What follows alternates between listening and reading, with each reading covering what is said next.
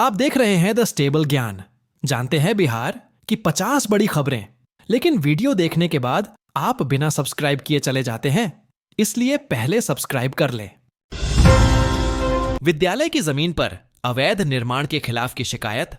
बरारी प्रखंड के शिशिया पंचायत के नया प्राथमिक विद्यालय नवाडीह के प्रधानाध्यापक तस्लीम ने बरारी थानाध्यक्ष को आवेदन में बताया कि यह विद्यालय भूमिहीन है। विद्यालय के लिए भूमि की आवश्यकता है।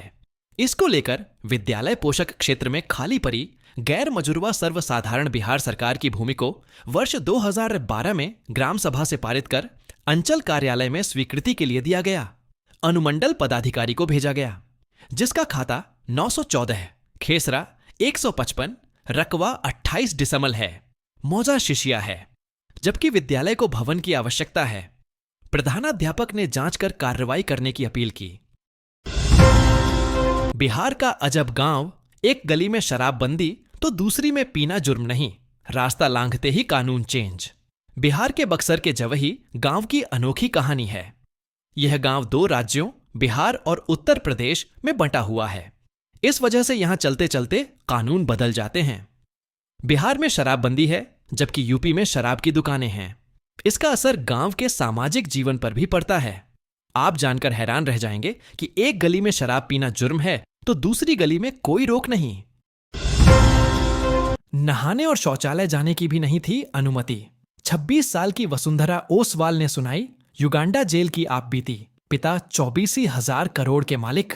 26 साल की वसुंधरा पर अपने पिता पंकज ओसवाल के पूर्व कर्मचारी मुकेश मेनारिया के अपहरण और हत्या का पिछले साल झूठा आरोप लगाया गया था। मुकेश मेनारिया को बाद में तंजानिया में जीवित पाया गया।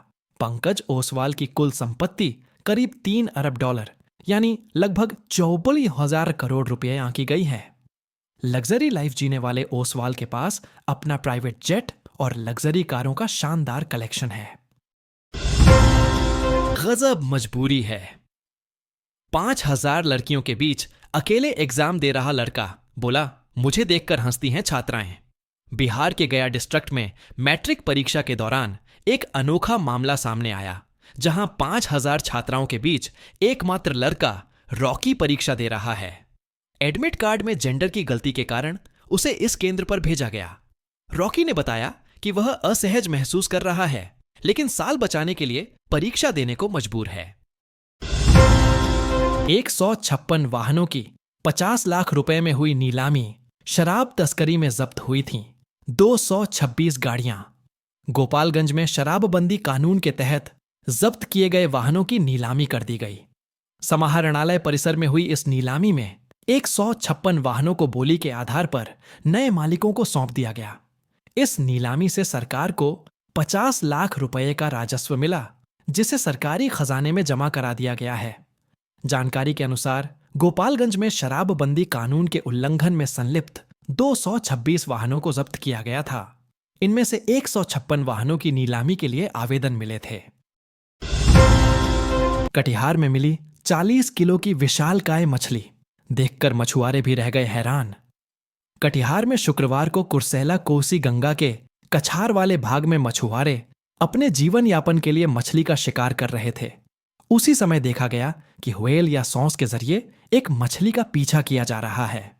इसे लेकर कौतूहल मच गया। मछुआरों का समूह उसके पीछे हो गया।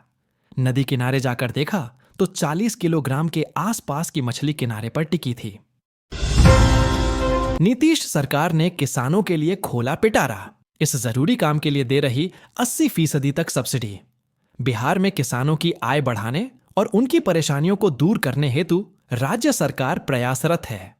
इसके लिए कई तरह की योजनाएं संचालित हो रहे हैं। इसी कड़ी में वैसे किसान जिनके खेत तक पानी नहीं पहुंच पाया हो या फिर वहां पर पानी की समस्या हो, इसके लिए सरकार काम कर रही है। इससे बिहार के छोटे किसान भी सिंचाई के क्षेत्र में आत्मनिर्भर बन सकेंगे, क्योंकि राज्य सरकार निजी नलकूप लगाने में मदद करेगी। इस योजना के तहत किसानों को 80% तक अनुदान दिया जाएगा। देश के इस राज्य में शराबबंदी होगा खत्म। अब मिलेंगे वाइन और बियर। मुख्यमंत्री ने खुद ऐलान। मिजोरम के मुख्यमंत्री लाल दुहोमा ने शुक्रवार को विधानसभा में कहा कि सरकार पूरी तरह से शराब पर प्रतिबंध हटाने नहीं जा रही, लेकिन इसकी बिक्री को नियंत्रित करने की योजना बना रही है। उन्होंने कहा कि शराबबंदी कानून में बदलाव के लिए एक बिल इस बजट सत्र के दौरान विधानसभा में पेश किया जाएगा। पटना में कार पार्किंग का झंझट खत्म, सीएम नीतीश ने किया 6 मंजिला हाइड्रोलिक पार्किंग का उद्घाटन। पटना में शुक्रवार से पहली हाइड्रोलिक पार्किंग शुरू हो गई है। शहर के मौर्या लोक के पास बने इस 6 मंजिला हाइड्रोलिक पार्किंग कॉम्प्लेक्स से शहर में पार्किंग की समस्या कम होगी और इसकी वजह से लगने वाला ट्रैफिक जाम भी कम होगा। प्रगति यात्रा के आखिरी दिन सीएम नीतीश कुमार ने इस पार्किंग का उद्घाटन और निरीक्षण किया। इसके साथ ही सीएम ने आज पटना में 1404 करोड़ रुपए की लागत वाली कुल 623 योजनाओं का उद्घाटन और शिलान्यास किया। सुपौल ने मुजफ्फरपुर को हरा ट्रॉफी पर जमाया कब्जा। मरौना प्रखंड स्थित आर.के. रमन स्टेडियम गनौरा परसौनी में आयोजित श्री अनंत क्रिकेट टूर्नामेंट का फाइनल मैच सुपौल बनाम मुजफ्फरपुर के बीच खेला गया। टॉस जीतकर सुपौल ने पहले बल्लेबाजी का निर्णय लिया और 20 ओवर में 101 रन बनाकर ऑल आउट हो गई। जवाब में मुजफ्फरपुर की टीम 14 ओवर में 63 रन पर सिमट गई। इस प्रकार सुपौल ने 38 रनों से जीत दर्ज की। आयोजन समिति के अध्यक्ष एवं गनौरा पंचायत के मुखिया जितेंद्र कुमार ने टूर्नामेंट को बेहद सफल बताया। मैं तुम्हें बहुत मिस करती हूं। युजवेंद्र चहल से तलाक के बाद धनश्री वर्मा ने शेयर किया इमोशनल पोस्ट। धनश्री वर्मा ने अपने इंस्टाग्राम स्टोरी पर एक पोस्ट शेयर किया है। इस पोस्ट में उन्होंने ये पोस्ट अपनी नानी के लिए लिखा है। इस पोस्ट में धनश्री उनको याद करते हुए इमोशनल होती नजर आ रही हैं। पोस्ट में उन्होंने लिखा, साल भर हो गया है, मैं आपको बहुत मिस करती हूं नानी। मेरी रक्षा करने और मुझे हिम्मत देने के लिए शुक्रिया, जिससे मैं तमाम चुनौतियों के बीच अपनी जिंदगी गरिमा के साथ जी पा रही हूं।